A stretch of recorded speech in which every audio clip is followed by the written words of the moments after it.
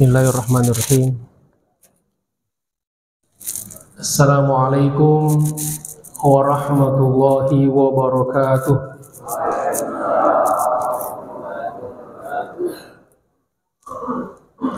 Alhamdulillahirabbil alamin. Wa bihi nasta'inu ala umuri dunya waddin. Wassalatu wassalamu ala asyrafil anbiya'i wal mursalin wa ala alihi wa sahabatihi wat tabi'in wa man tabi'ahum bi ihsanin ila yaumiddin.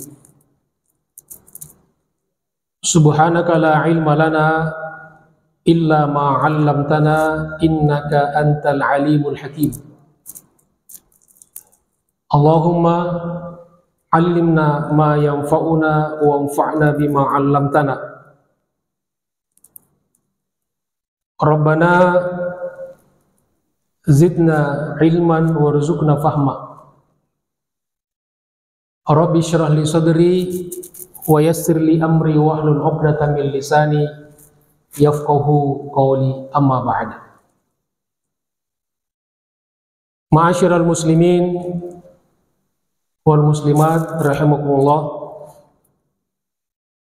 wabil khusus para asatid, para orang tua, tokoh masyarakat, segenap pengurus DKM Masjid Babus Salam, serta saudara-saudariku jamaah salat subuh dan majelis ta'lim, yang insya Allah semua kita senantiasa dimuliakan dan dirahmati Allah Subhanahu wa Ta'ala. Apa kabar semuanya? Sehat ya? Alhamdulillah, puji syukur kita panjatkan kepada Allah Subhanahu wa Ta'ala. Setelah kita sholat subuh berjamaah, kita lanjutkan dengan i'tikaf di masjid. Kemudian kita niatkan juga bersilaturahim. Mudah-mudahan dengan silaturahim Allah Subhanahu wa Ta'ala lapangkan rezeki kita dan panjangkan umur kita. Man ahabba ayyubu sotalahu fi rizkihi, barang siapa yang mau dilapangkan rezekinya, wa yunsa'alahu fi atharihi, dan mau diakhirkan ajal kematiannya alias dipanjangkan umurnya, falyasil rahimahu, maka hendaklah dia senantiasa bersilaturahim. Kemudian kita menghadiri majelis ta'lim, belajar, mudah-mudahan Allah mudahkan jalan menuju surga. Man salaka tariqan yaltamisu fihi ilman, barang siapa yang menempuh satu jalan di mana dia belajar dan mencari ilmu, sahhalallahu lahu bihi tariqan ilal jannah, maka Allah Subhanahu wa Ta'ala mudahkan baginya jalan menuju surga. Dan seperti biasa kita saling mengingatkan sebelum kita meninggalkan masjid ini, kita sholat sunnah isyraq yang pahalanya luar biasa, keutamaannya dahsyat, seperti mendapatkan pahala haji dan umroh. Man shalla subuha fi jama'atin, barang siapa yang sholat subuh berjamaah, thumma qa'ada yadhkurullah, kemudian dia duduk sambil zikrullah, ta'lim termasuk zikrullah, hatta tatlu'a syamsu, sampai terbit matahari. Thumma shalla raka'ataini, kemudian salat 2 rakaat, kana lahu ka ajri hajjatin wa umrah, maka dia mendapatkan pahala seperti haji dan umroh, tamah, sempurna. Mudah-mudahan kita doa-doa kita diterima oleh Allah Subhanahu wa taala. Amin ya rabbal alamin. Ma'asyiral muslimin rahimakumullah, jamaah sekalian yang saya hormati. Selanjutnya kita kembali kepada pelajaran kita, masih pembahasan kitab Riyadhus Shalihin karya Al-Imam An-Nawawi, wafat tahun 676 Hijriah.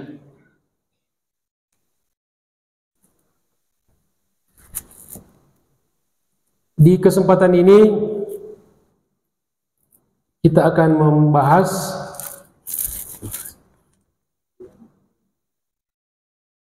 di sini bab istihbabi taqdimil yamini fi kulli ma huwa min babit takrim. Udah paham kan? Kita jelaskan ya. Jadi temanya yaitu bab disunnahkannya mendahulukan bagian kanan fi kulli ma huwa min babit takrim, di dalam segala hal yang mulia. Jadi yang akan kita bahas ini hadis-hadis yang berkaitan dengan mendahulukan bagian kanan kita di dalam hal-hal yang mulia, tangan kanan atau kaki kanan, dan juga bagian tubuh kita yang sebelah kanan. Ini juga menunjukkan bahwa dalam Islam bentuk-bentuk ekspresi tubuh kita juga punya kedudukan tersendiri. Maka mari kita mulai. Kata Al-Imam Nawawi, di sini disebutkan tidak biasanya di awal bab kal wudu'i, seperti wudu. Di wudu mulai dengan tangan kanan. Wal gusli, mandi. Wat tayammum, tayammum sebagai pengganti wudu dan mandi. Wa lubsi thawbi, memakai baju atau pakaian. Wan na'li, sendal atau sepatu. Wal khuffi, khuf.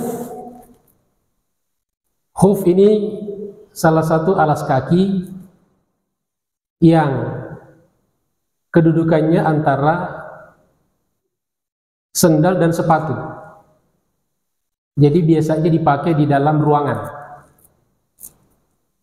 tetapi bukan juga sepatu sendal. Kalau sepatu sendal biasanya dipakai di luar ruangan. Kalau ini biasanya di rumah atau di dalam masjid atau di kantor. Jadi antara sepatu dan kaos kaki.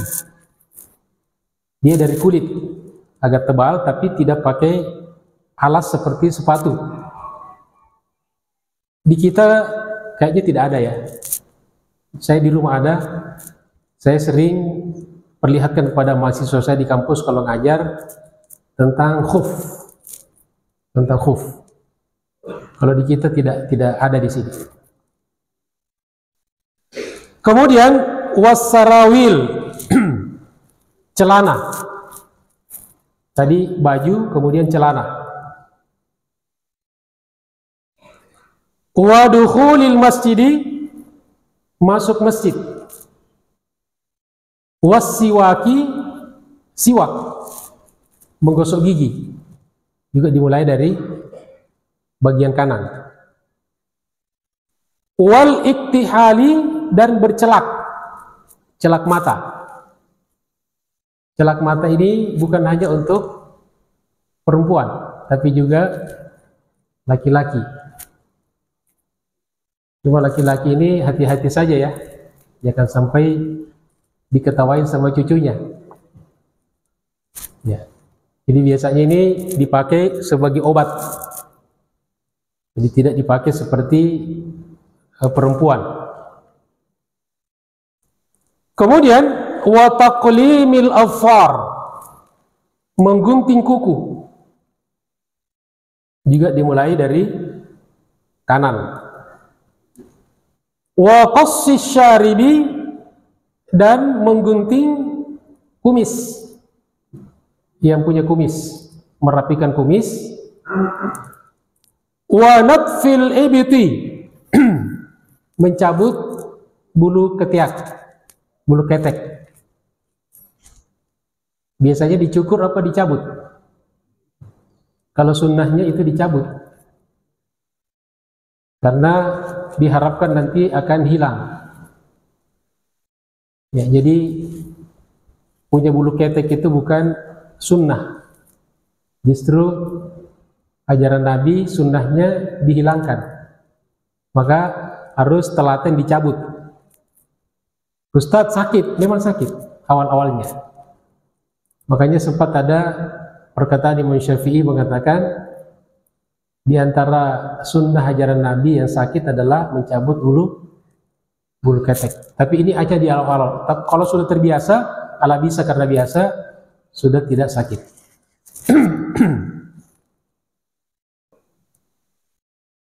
Kemudian wa halqir ra'si, mencukur rambut kepala. Jadi bapak-bapak kalau ke barbershop ya bilang bagian kanan dulu. Kemudian wassalamu minas sholah, salam dari sholat. Kanan dulu baru kiri, mulai dari kanan. Kemudian wal aklu wasyurbi, wal akli wasyurbi, makan dan minum pakai tangan kanan. Ini memang hal-hal yang kadang-kadang kita lupa, makanya kita saling mengingatkan. Masih sering kita lihat ada orang yang bapak ibu masih minum dengan tangan kiri, makan dengan tangan kiri. Kemudian wal musafahati, berjabatan tangan. Berjabatan tangan. Jadi jangan tangan kirinya. Ya. Sekarang malah diganti dengan pakai tonjokan. Jabatan tangan itu begini. Ada yang cuma. Kemudian wastilamil hajaril aswad, memegang hajar aswad, istilam hajar aswad dengan tangan kanan. Jadi jangan tangan kiri. Kalau sempat pegang hajar aswad. Begitu juga kalau dari jarak jauh di istilam dengan tangan kanan. Bismillahi Allahu Akbar. Padahal hajar aswad di sebelah kiri kita kan. Dia di sebelah kiri, tetap tangan kanan. Kemudian wal khuruji minal khala, keluar dari WC, dari toilet, dari kamar mandi, keluar pakai tangan kanan. Kemudian wal akhdhi wal ata, mengambil, menerima atau memberi. Kita menerima atau memberi sesuatu dengan tangan kanan.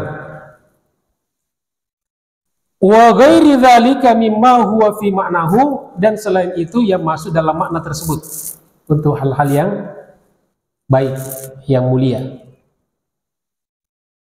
Kemudian kata beliau wa yustahabbu taqdimil yasari fi dhiddi dzalika, dan disunnahkan mendahulukan sebelah kiri yang selainnya, selain daripada yang tadi. Jadi lawannya. Kal imtikhati wal busaqi, seperti membuang ingus dan dahak. Anil yasari, dibuang ke kiri. Ya, tapi tetap lihat orang di sebelah kiri kita. Jangan karena sunnahnya ke kiri lalu tanpa lihat orang di sebelah kiri langsung buang. Ya. Jadi kalaupun dibuang ke sebelah bagian kiri. Kemudian wadukhulil khala, masuk WC. Tadi keluarnya kaki kanan, masuk kaki kiri. Wal khuruji minal masjidi, dan keluar masjid. Keluar masjid. Jadi batasannya kita di pintu ini nih. Pintu di sana. Di pintu. Jadi keluar, dahulukan kaki kiri. Kemudian wa khal'il khuffi wan na'li was sarawili was thawb. Membuka khuf tadi yang sudah dijelaskan, wan na'li sendal atau sepatu, was sarawil celana, was thawbi dan baju. Thawb, baju. Kemudian wal istinja, istinja. Kemudian wa fi'lil muqdharat wa fi'lil muqtadharat, dan melakukan hal-hal yang kotor-kotor. Ini semuanya wa ma asbaha dzalika, ini semuanya dengan mendahulukan bagian kiri, tangan kiri atau kaki sebelah kiri. Ya. Jadi ada yang bertanya, Ustadz, bagaimana dengan orang yang kidal? Kidal itu singkatan dari kiri dari lahir. Ya, kiri dari lahir. Kalau kadal, kanan dari lahir. Ya, itu bahasa Indonesia, itu singkatan. Cuma yang sering kita dengar kidal. Jarang-jarang kita pakai dengar kadal. Kadal itu kanan dari lahir. Karena umumnya orang pakai tangan kanan, jadi tidak populer kadal. Yang sering kita dengar kidal. Kemudian Imam Nawawi di sini mengutip dua ayat dalam Al-Quran. Yang pertama di surat Al-Haqqah ayat 19. A'udzu billahi minasyaitonir rajim. Fa amma man utiya kitabahu bi yaminihi, maka adapun orang yang diberikan kitabnya di akhirat kelak dengan tangan kanannya, fa yaqulu ha umqra'u kitabiyah, maka dia berkata, ambillah, marilah, silahkan baca kitabku ini. Jadi ini artinya orang yang dimuliakan karena diberikan kitabnya dengan tangan kanannya. Kemudian juga di surat Al-Waqi'ah, fa ashabul maimanati ma ashabul maimanah, maka ashabul maimanah, alangkah mulianya golongan kanan. Golongan kanan, dan alangkah mulianya golongan kanan, orang-orang beriman. Ini juga menggunakan kanan sebagai pemuliaan kepada mereka. Wa ashabul masy'amati ma ashabul masy'amati, dan golongan kiri, alangkah buruknya, alangkah jeleknya menjadi golongan kiri.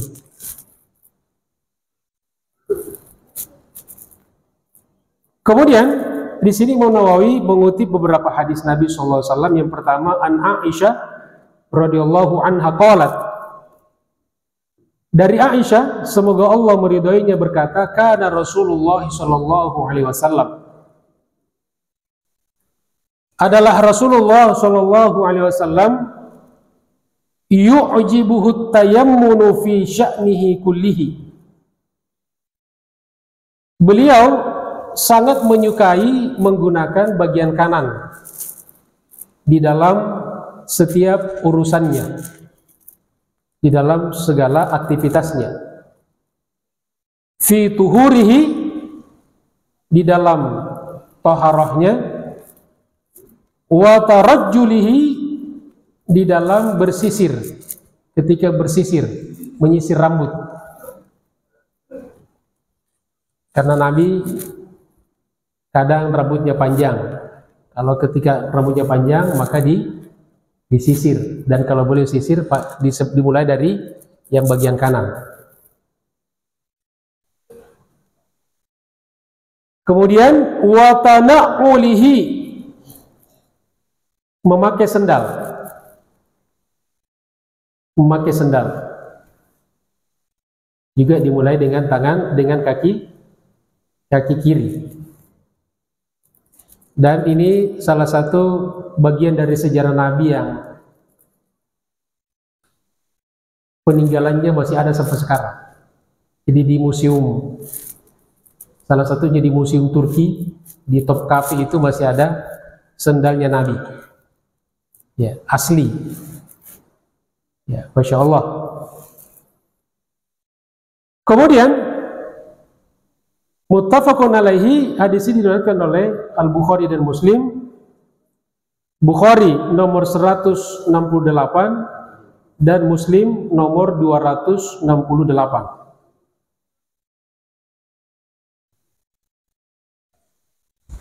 Pelajaran dari hadis: istihbabul bad'i bil yamin, disunnahkannya memulai segala sesuatu dengan kanan. Fi kulli ma kana min babi takrim, di dalam segala hal yang itu merupakan kemuliaan. Seperti tadi contoh-contohnya yang sudah disebutkan. Wal bad'u bil yusra, dan sebaliknya memulai dengan bagian kiri. Fi kulli ma kana min babil ihana, pada hal-hal yang bagian kotor-kotor dan sebagainya.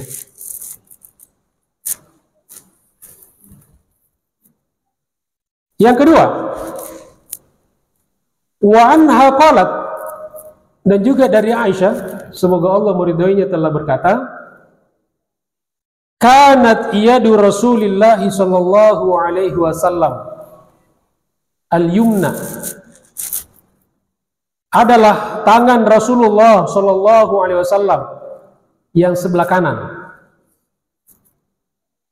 lituhurihi, untuk tahara beliau, wa ta'amihi, dan untuk makanan beliau,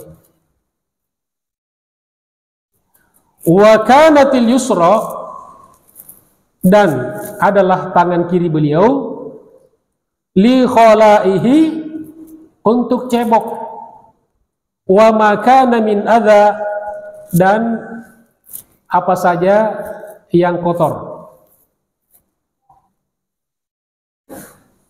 Haditsun sahih, hadis ini hadis sahih, rawahu Abu Daud, diriwayatkan oleh Abu Daud nomor 33, wa Ahmad juga diriwayatkan oleh Imam Ahmad nomor 26.283.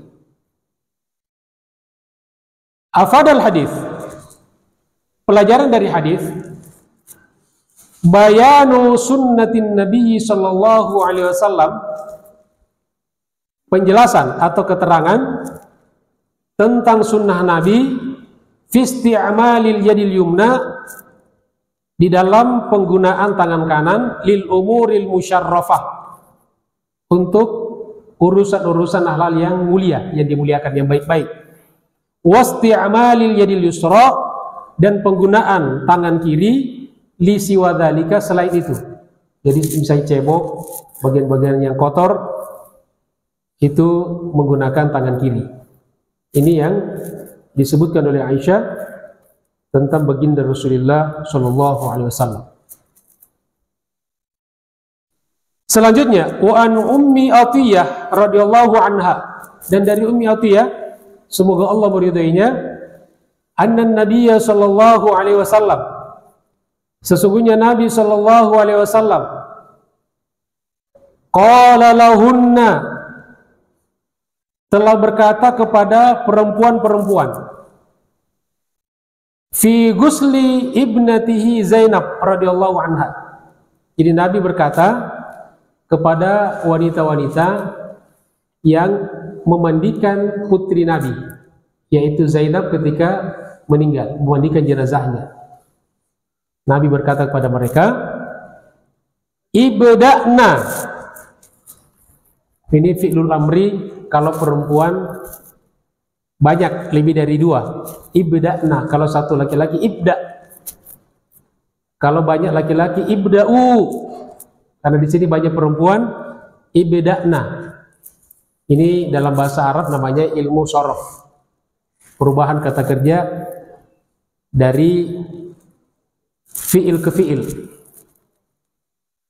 Jadi kata Nabi kepada perempuan yang akan memandikan jenazah putri beliau itu Zainab ketika wafat, ibda'na bimayaminiha, mulailah kalian dengan sebelah kanannya, dengan bagian kanannya.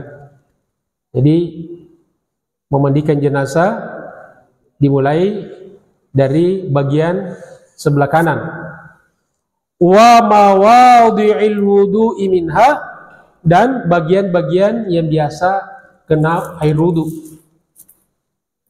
Mulai dari sebelah kanan, kemudian dimulai pada bagian-bagian yang kita kenai air ketika berwudu. Tangan, kemudian wajah, dan seterusnya. Muttafaqun alaihi, hadis ini diriwayatkan oleh Al-Bukhari nomor 167, wa Muslim, dan Muslim nomor 939. Afadal hadis, pelajaran dari hadis. Yang pertama, istihbabut tayamun fi guslil mayit, disunnahkannya memulai bagian kanan ketika memandikan jenazah atau mayit. Kastihbabihi fi guslil hayyi, seperti halnya disunnahkannya ketika mandi bagi orang yang hidup. Itu yang pertama ya. Ini terutama orang-orang yang memandikan jenazah dan belum punya ilmunya, ini sebuah peringatan. Ya. Dimulai dari bagian kanan. Yang kedua, guslul mar'ati lil mar'ati. Kalau jenazah perempuan, maka afdal dilakukan oleh juga perempuan. Jadi kalau jenazah perempuan, maka dimandikan oleh perempuan. Wahiyya aula min maharimiha, itu lebih afdal, lebih utama daripada dimandikan oleh mahramnya yang laki-laki. Jadi selama ada perempuan yang bisa, yang faham, maka itu lebih baik, lebih afdal daripada dimandikan oleh sekalipun anaknya atau suaminya, ya, atau laki-laki atau adiknya atau kakaknya. Tapi kalau tidak ada perempuan yang bisa, maka tentu oleh mahramnya, suaminya, atau anak laki-lakinya, atau kakak atau adik laki-lakinya.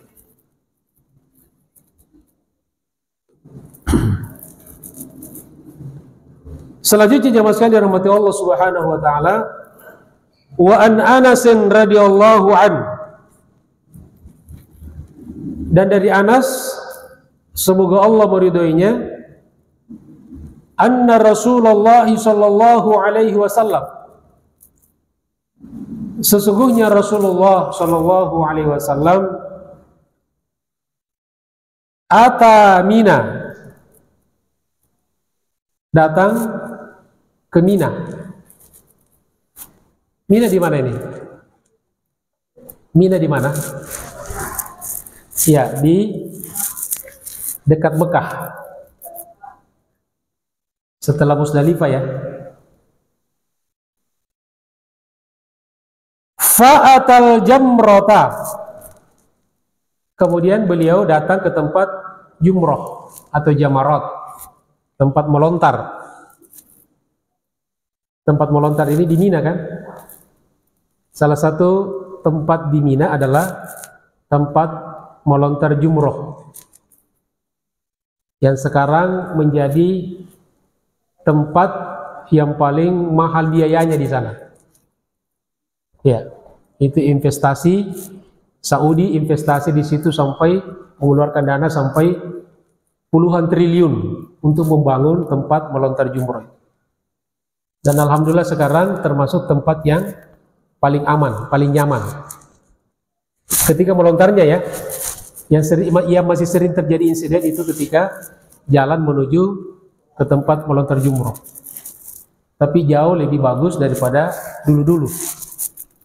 Dulu-dulu pokoknya di pelontaran jumroh itu ratusan bahkan ribuan orang meninggal setiap tahun. Kemudian faramaha, lalu beliau melontar jumroh. Jadi ini waktu haji ya. Dan Nabi cuma sekali haji, hanya haji wada. Kemudian beliau melontar jumroh. Summa ata manzilahu di Mina. Kemudian beliau datang ke tempat tinggalnya di Mina. Beliau datang di tempat tinggalnya di Mina. Wa nahara. Kemudian beliau menyembelih. Beliau menyembelih. Summa qala lil halaq. Kemudian beliau berkata kepada tukang cukur. Jadi tukang cukur ini sudah ada dari zaman Nabi. Namanya halaq. Dan sampai sekarang juga masih dipakai kata halaq.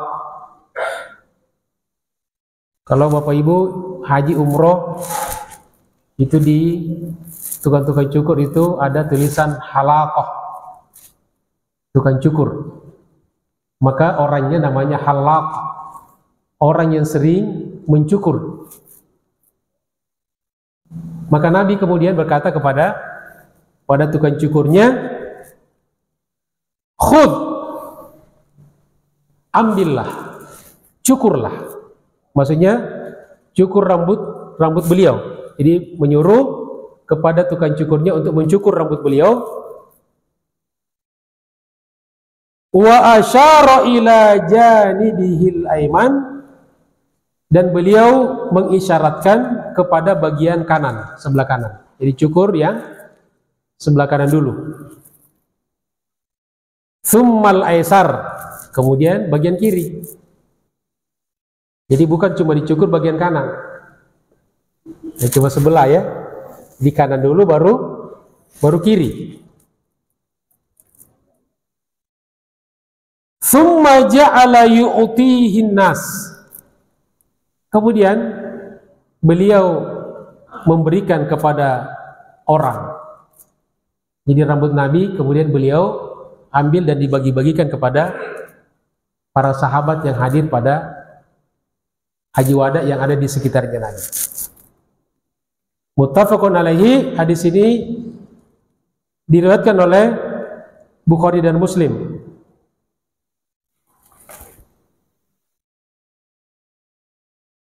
Wa fi riwayat li Muslimin, dalam satu riwayat Muslim, redaksi Muslim, lamma ramal jamrah, ketika beliau melontar jumrah, wa nahara, kemudian beliau menyembelih. Ini kan rangkaian pelaksanaan manasik haji ya. Ya. Dari Arafah, Musdalifah, Mina melontar jumrah Aqabah pada tanggal 10. Kemudian hari itu juga menyembelih. Kemudian tahallul, mencukur rambut. Kemudian tawaf ifadah. Kalau tawaf ifadah ini bisa hari itu, bisa juga diundurkan.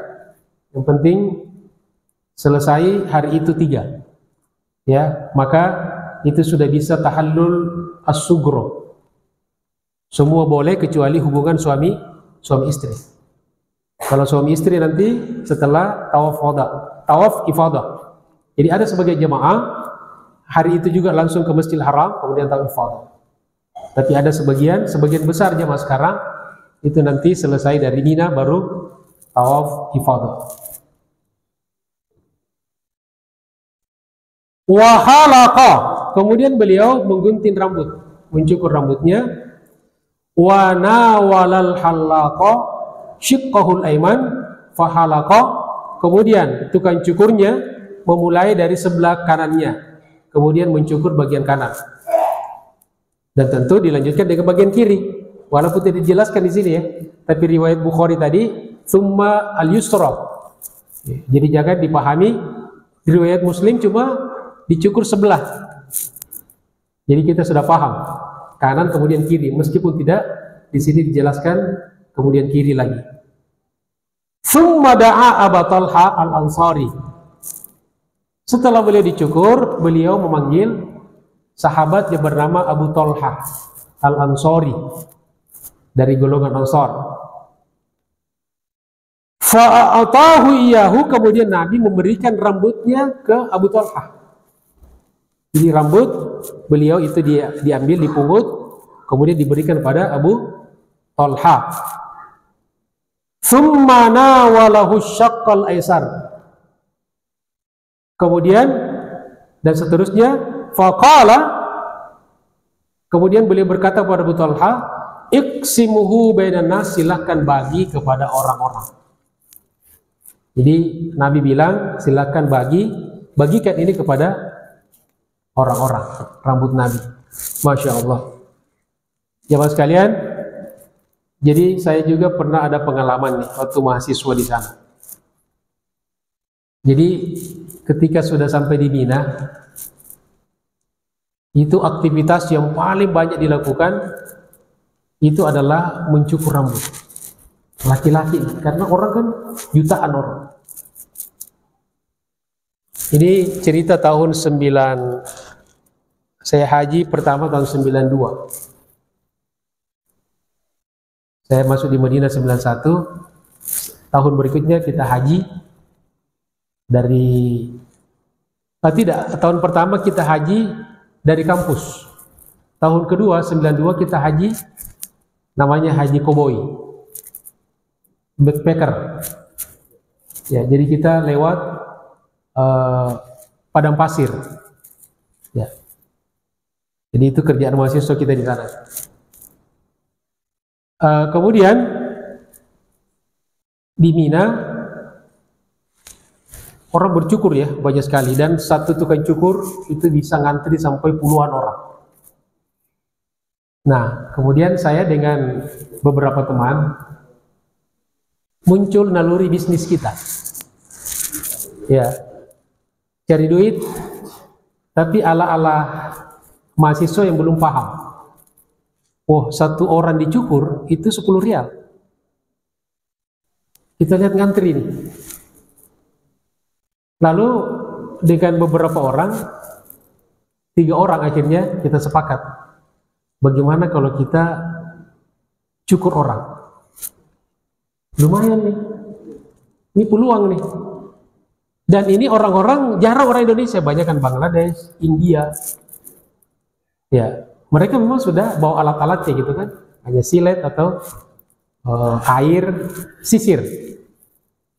Lalu kita uang yang seadanya, kita kumpulin, ya, sistem mudharabah. Ya. Lalu kita beli silet, beli sisir, dan air, dan juga sampo, ya, karena kita berikan sampo. Nah kemudian, Masya Allah, dicarilah siapa nih yang di antara kita tiga ini yang bisa mencukur. Akhirnya ditunjuklah saya. Saya juga pernah mencukur gitu kan, tapi belum bisa dikategorikan halal. Siap. Nah jadi satu yang mencukur, satu yang saya harus cukur dia sebagai contoh, satu yang melihat yang antri. Ya, rencananya nanti yang kasirnya nih mengambil. Lalu mulailah kita, ada teman yang saya cukur jongkok, di sana nggak ada kursi, yang lain juga begitu. Begitu saya mulai cukur, mulai saya basahi rambutnya, kemudian kasih sampo, orang antri banyak sekali, bisa 20 lebih. Jadi yang tadinya ngantri panjang banget pindah ke sini sebagian, mungkin dengan harapan lebih cepat. Apa terjadi mas kalian? Begitu saya cukur teman ini, dia teriak, aduh, aduh. Ternyata rambutnya di kepalanya banyak jerawat, jadi darah keluar gitu kan. Begitu yang ngantri lihat, bubar semuanya. Tidak ada satu pun yang tinggal. Wah, ini saya langsung dorong kepalanya teman-teman. Kamu ini nggak bilang-bilang. Gagal bisnis kita nih. Itu cerita sedikit tentang pengalaman saya, langsung teringat. Kemudian, terakhir ya mas kalian, hafadal hadis, pelajaran dari hadis. Istihbabul bad'i biyaminil makhluk. Makhluk ya. Disunnahkannya mulai dari sebelah kanan orang yang dicukur. Ini juga, jadi tukang cukur pun harus tahu fikihnya nih, ilmunya. Wa huwa syaqqu ra'sihil ayman, yaitu bagian kepalanya sebelah kanan. Jadi bapak-bapak kalau ke tukang cukur, bilangin ke tukang cukur, bang mulai dari sebelah kanan ya. Lalu kata abangnya, ya tenang aja, saya udah ngaji juga gitu ya. Alhamdulillah. Ini tukang cukur sunnah namanya. Kemudian ini wa alaihil jumhur, ini pendapat jumhur ulama. Wa indal Hanafiyah, adapun menurut ulama-ulama Hanafiyah, Abu Hanifah, al-bad'u biyaminil haliq. Masya Allah, berbeda dengan jumhur. Kata beliau, mereka dimulai dengan tangan kanannya tukang cukur. Jadi yang dimaksud bukan bagian kepala yang dicukur, tapi tangan kanannya, bagian kanannya tukang cukur. Walaupun ini lebih lemah karena yang jumhur ini yang sesuai dengan hadis Nabi tadi riwayat Bukhari dan Muslim. Karena jelas di situ dikatakan bagian kanan dari rambut baginda Rasulullah Shallallahu Alaihi Wasallam, bukan bagian kanan orang yang mencukur.